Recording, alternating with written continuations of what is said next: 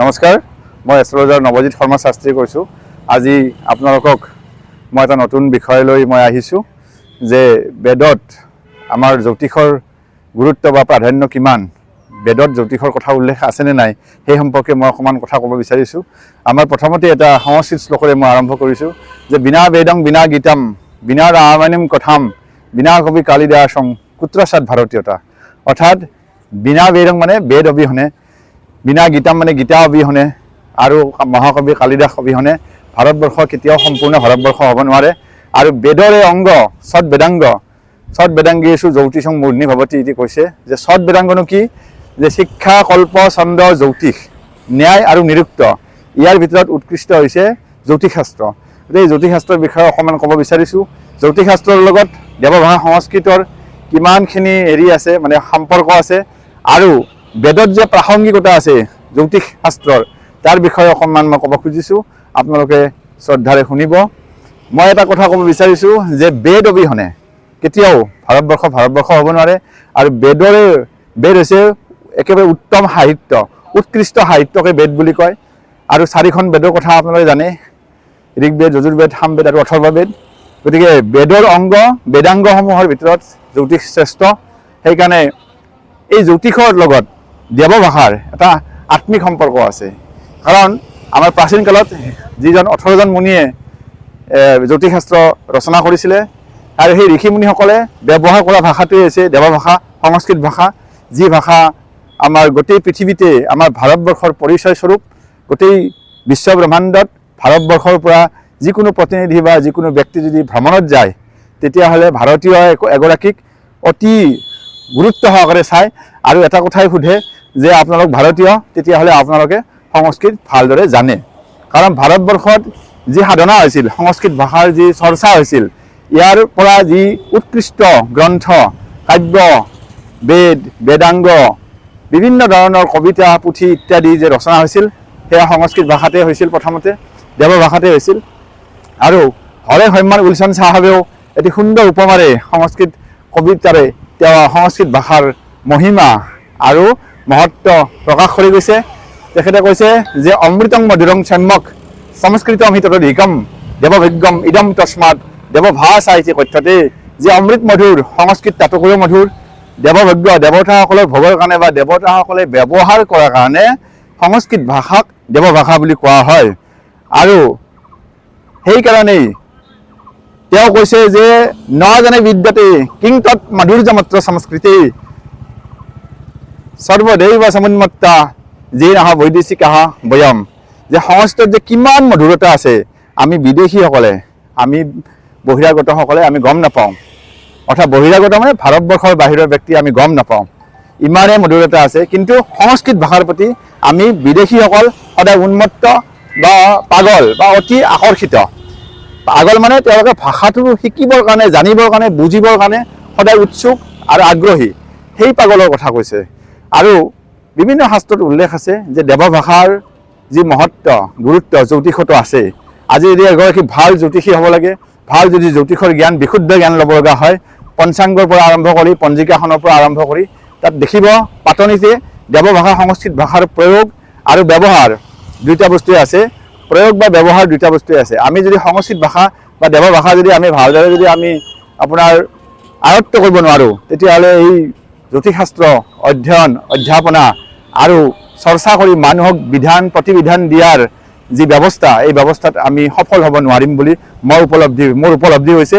আজি দেখিছে আমাৰ ভাৰতবৰ্ষত বা ভাৰতবৰ্ষৰ বাহিৰত বিভিন্ন জ্যোতিষীয়ে বিভিন্ন ধৰণৰ বিধি বিধান দিয়ে, তেখেতসকলে চৰ্চা কৰিছে, মানুহক তেওঁলোকে গণনা কৰি ফল দিয়ে।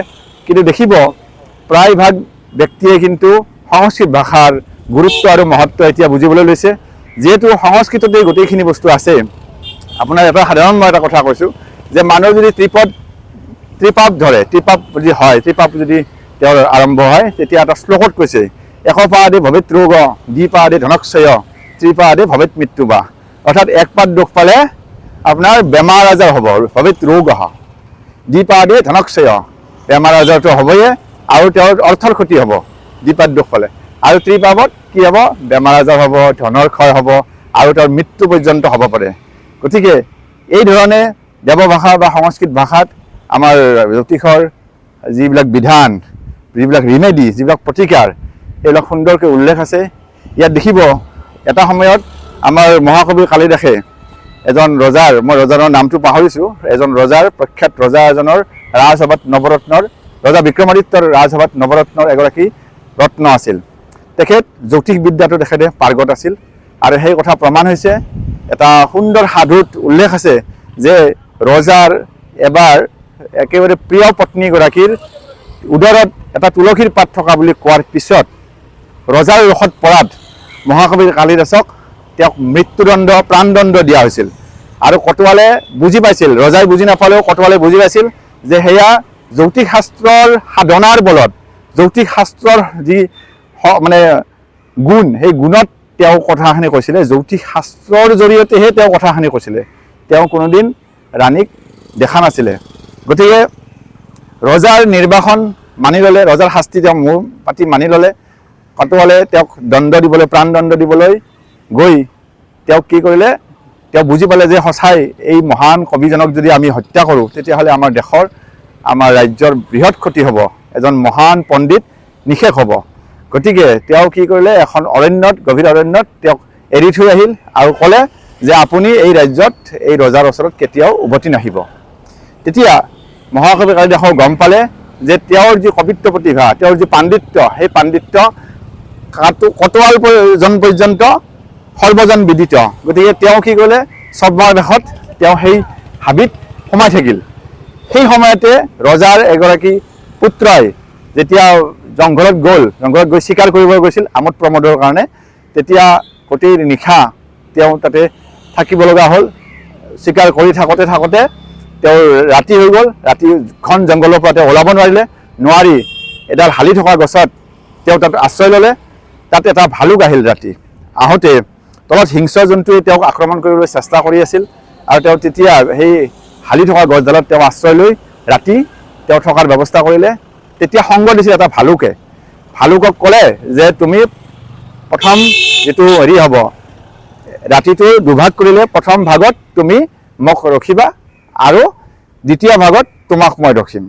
তেতিয়া ভালুকে সন্মতি হ'ল। সন্মতি হৈ তেওঁক প্ৰথম ভাগত নিজৰ উৰসত, নিজৰ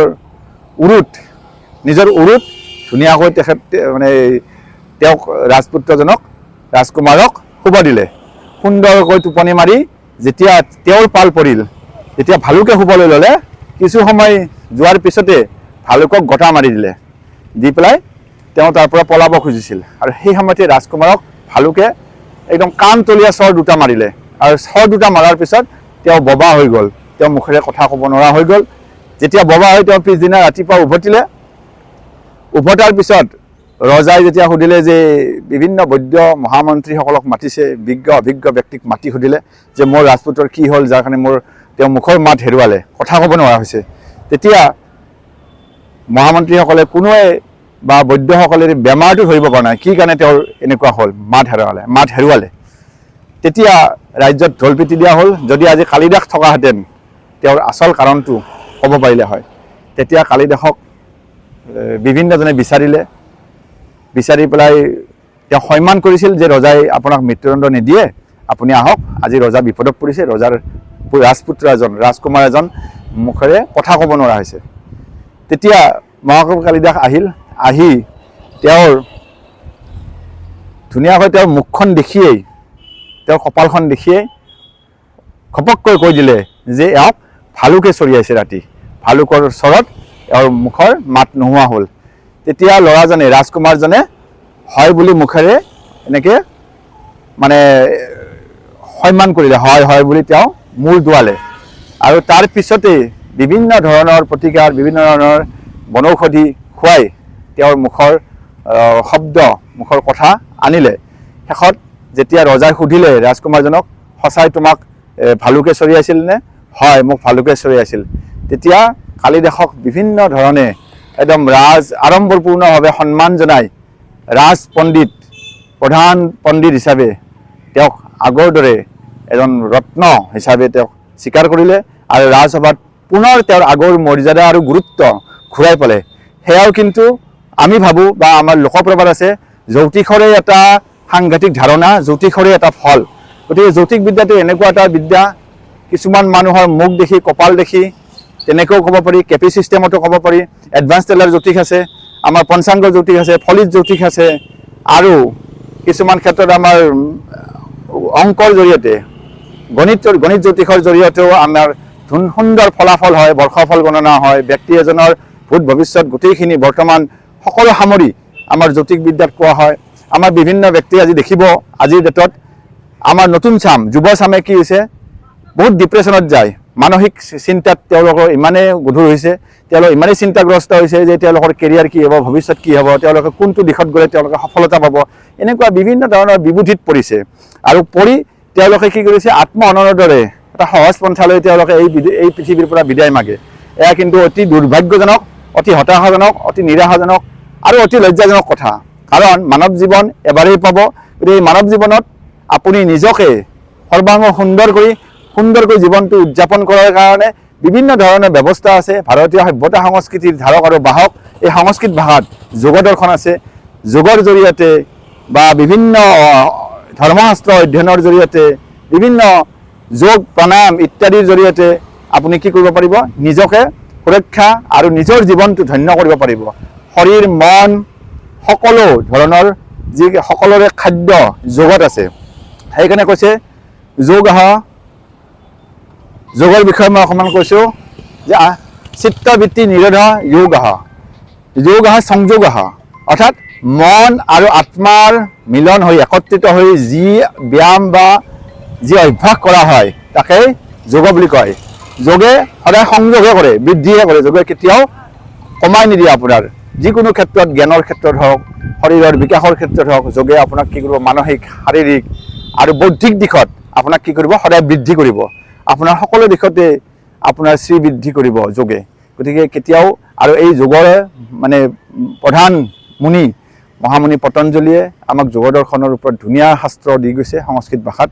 আৰু সেই শাস্ত্ৰত যোগ দৰ্শনৰ শাস্ত্ৰখন যদি অধ্যয়ন কৰা যায় ভালদৰে, মানুহে, মই ভাবোঁ আজিৰ দিনত যিবিলাক হতাশাজনক যিবিলাক ঘটনা ঘটি আছে, মানুহ যে ডিপ্ৰেশ্যনত গৈ আছে, মানুহৰ বহুত উচ্চাকাংক্ষা আছে, আশা আকাংক্ষা বহুত, কিন্তু মানুহৰ সপোন বহুত হৈছে, কিন্তু তেওঁলোকে বাস্তৱত তেওঁলোকে কিমানখিনি পাইছে, আৰু যিমানখিনি পাইছে তাত সন্তুষ্ট নাথাকি আকাশলংঘী আকাংক্ষাৰে তেওঁলোকে সদায় আগবাঢ়ি যোৱাৰ কাৰণে হয়তো তেওঁলোকে অধিক চিন্তাত গৈছে আৰু বহুত গভীৰ চিন্তাত পৰি তেওঁলোকে হতাশ হৈছে। গতিকে মই এটা যুৱ সমাজলৈ এটা আহ্বান জনাইছোঁ, আপোনালোকে হতাশ নহ'ব, নিৰাশ নহ'ব, আপোনালোকে নিজকে চেষ্টা কৰক, প্ৰয়াস কৰক, এদিন আপুনিও সফল হ'ব পাৰিব। সফলতাৰ মূল মন্ত্ৰ কিন্তু জ্ঞানত আছে। জ্ঞান ক'ত আছে? আমাৰ শাস্ত্ৰসমূহত আছে।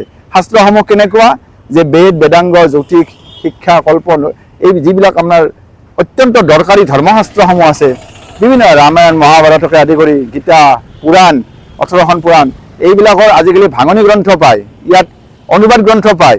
এই অনুবাদ গ্ৰন্থসমূহ আপোনালোকে অধ্যয়ন কৰক, কমকৈ আৰম্ভ কৰক। সৰু কিতাপ পায়, পুস্তিকা পায়, পুস্তিকাবোৰ আপোনালোকে পঢ়ক। পঢ়ি আপোনালোকে নিজে বুজি নাপালে এজন উপযুক্ত গাইড ল'ব, আৰু গাইডৰ পৰা আপোনালোকে কি কৰিব, তেওঁলোকে ধুনীয়াকৈ আপোনালোকক বুজাই দিব। বুজি লৈ আপোনালোকে এদিন এই যে হতাশাত গৈছে, এই যে নিৰাশাত গৈছে, আপোনালোকৰ যিবিলাক দুশ্চিন্তা, মনলৈ অহা যিবিলাক দুশ্চিন্তা, এই দুশ্চিন্তাসমূহ আপোনালোকৰ দূৰ হ'ব। আৰু মই ভাবোঁ আপোনাৰ জীৱনটো যোগাত্মক দিশেৰে আগবাঢ়িব, আপুনি পজিটিভ হ'ব। আৰু পজিটিভিটি যেতিয়া আহিব, তেতিয়া আপোনাৰ জীৱনৰ যিটো জীৱন ধাৰণৰ জন্ম লোৱাৰ যিটো সাৰ্থকতা, এই সাৰ্থকতা সফল হ'ব।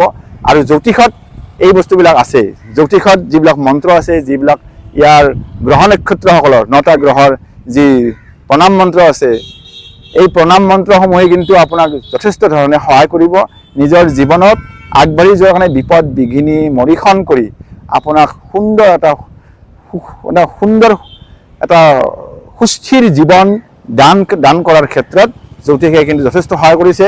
বিশেষকৈ মই মোৰ ফালৰ পৰা এটা অনুৰোধ কৰিছোঁ আপোনাৰ হ'বক যে আপোনালোকে ৰাতিপুৱা সদায় স্নান কৰি পূব দিশে সূৰ্য প্ৰণাম কৰক। সূৰ্যক আপুনি বিভিন্ন ধৰণে জল দিয়ক, তামৰ পাত্ৰত জল লৈ আপুনি 3 আজলি জল দিয়ক, জল দি পেলাই আপোনালোকে প্ৰণাম কৰক। মুদ্ৰা আছে, এই মুদ্ৰাৰে আপোনালোকে প্ৰণাম কৰক। এনেকৈ আপুনি সূৰ্যৰ পিনে চাব আৰু এনেকৈ ধুনীয়াকৈ ক'ব, ওম শ্ৰী ভগৱতে সূৰ্যায় নমঃ, ওম জবা কুসুম শংকাশং কাশ্যপীয়ং মহাদ্যুতিম ধন্ত্বাৰিং সৰ্বপাপঘ্নং প্ৰণতোস্মি দিবাকৰম। ওম শ্ৰী ভগবতে সূৰ্যায় নমঃ, অতি শ্ৰদ্ধা আৰু ভক্তিপূৰ্ণভাৱে আনুগত্য স্বীকাৰ কৰি আপুনি সূৰ্য দেৱতাক প্ৰণাম কৰক। আপোনাৰ শৰীৰ, মন, স্বাস্থ্য সকলো সুন্দৰ হৈ যাব। কেতিয়াও ৰোগ বা হানি বিঘিনি বা বেমাৰ আজাৰ আপোনাৰ মনত নাহে। খুব আনন্দত জীৱন অতিবাহিত কৰিব পাৰিব। আৰু এইখিনি কৈ মই আজিৰ এই কথাখিনি ক'বলগীয়াখিনি ইয়াতে সামৰণি মাৰিছোঁ। পুনৰ লগ পাম পৰৱৰ্তী সময়ত। ধন্যবাদ সকলোকে। নমস্কাৰ।